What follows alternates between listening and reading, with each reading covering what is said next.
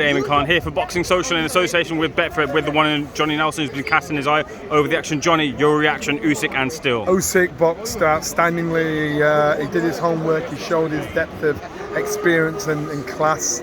Anthony Joshua boxed to the best of his ability. It wasn't good enough, and he was mad at himself, and that's why he probably had that little outburst at the end, because he gave it his all. So he's showing heart. He's showing passion. He's showing. He gave it his all, and that's how it is, and that's just how it. But you know what? You've got to give him credit, because I think that was one of his best performances. He showed his ruggedness. He showed the power. He was prepared to dig deep if he had to. But Usyk was just too good for him. Johnny, can you break down the difference in AJ in the first fight and the second fight? What did you see that was better from him? The second fight, AJ went in there with a purpose. He went in there with a plan. I think the first fight, AJ went in there thinking it was an easy job.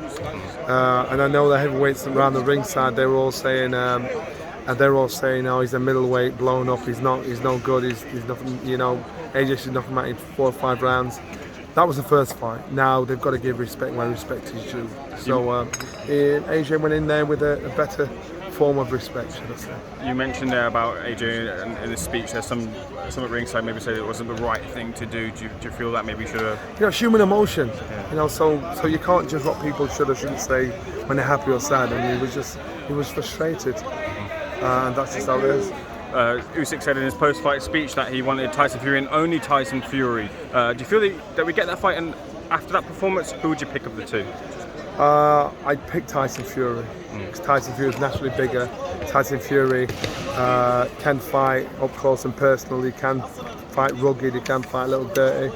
That's what you have to do. You have to have something special about you, something unorthodox about you. And Tyson Fury is a very unorthodox fighter. And to unorthodox fighters, that's when you find a problem. An unorthodox fight against an orthodox fighter, it's like candy to a baby. And that's what Usyk and that's what Tyson Fury have been doing when they come across these orthodox fighters. Johnny, how did you score the fight? It was 115 both sides. And I gave it 8-4 to Usyk, and it's not. It sounds not fair. Maybe I'll look at it again and I've got it wrong.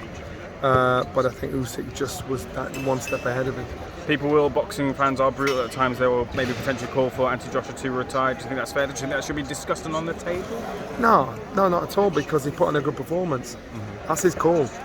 You know, he put on a good performance, so he's got to decide that himself. Just a quick word on Hergovich Zhang. That was an interesting fight. Wow. It actually made an easy job hard. He was standing there trying to blast out Zhang, and I thought, what are you doing? Just box him. So I just thought you've made that so hard for yourself, but the shots he was taking are ridiculous.